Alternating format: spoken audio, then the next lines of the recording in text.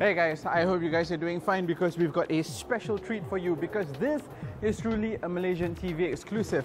I'm here in Sepang because I'm going to be testing out a bike that has set the world abuzz. I'm talking about that bike over there, ladies and gentlemen, the Harley Davidson Project LiveWire. I am terribly stoked and I hope you are too. News of Harley cracking the whip on electric technology has been around for a while now, but it was as good as anybody's guess how this project would turn out. The concept was so far-fetched as far as Harley philosophies go, so expectations were running amok.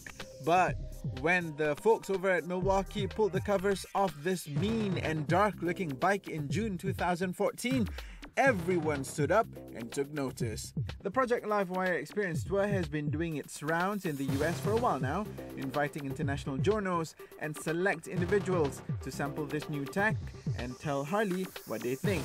But Sepang is the one and only stop in the Asia-Pacific region and the first outside the US. And India was the only TV show invited to the party, and truth be told, we didn't know what to expect.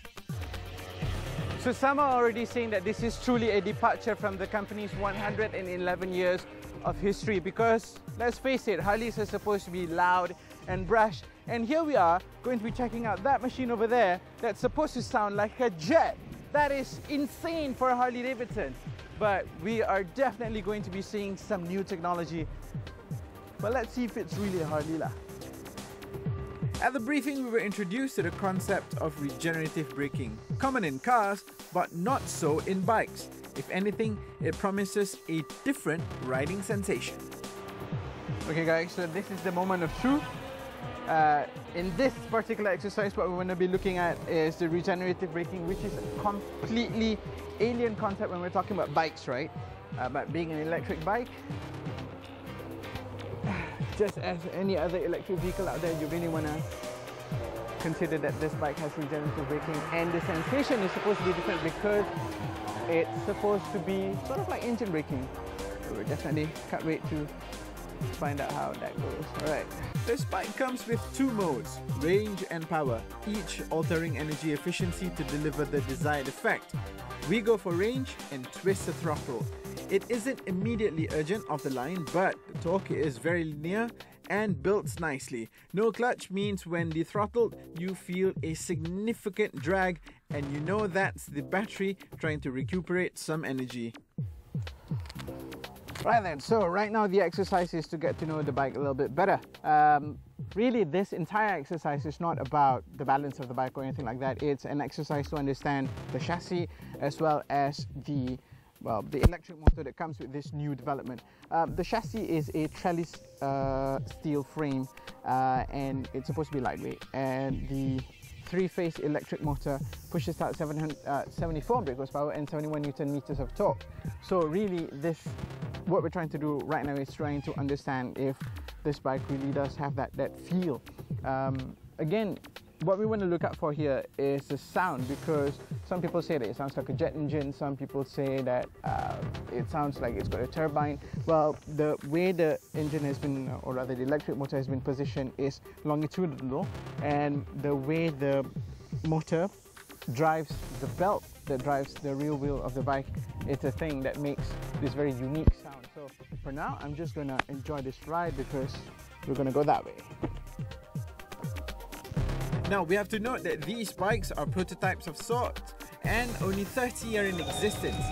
Now, these wonderful looking bikes are very narrow and feel very light despite the 200 odd kilos that it weighs. You tend to want to grip the bike with your thighs and crouch low when you see a yummy corner coming up. The sound is just so Tron, so sexy in a very un-Harley kind of way. If the manufacturer sticks with this formula, you will see a compact bike that sounds out of this world and with handling that begs you to push just that much harder. Was that an awesome experience or what?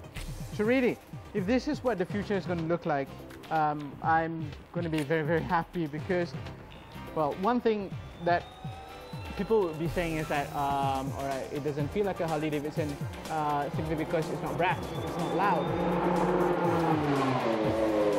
Like those MotoGP bikes that are being tested right now. But then, what is it about being loud that people are so fascinated about? Yes, it does add character to a bike, but then it doesn't necessarily mean that is what the bike is all about.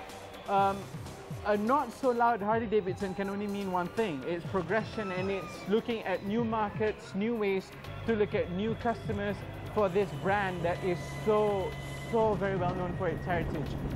Is it going to appeal to the traditional Harley guys? I'm not entirely sure. But is it going to appeal to lovers of motorcycle all around the world simply because it's a new technology that is absolutely fabulous? That, without a doubt, I know is going to be the case.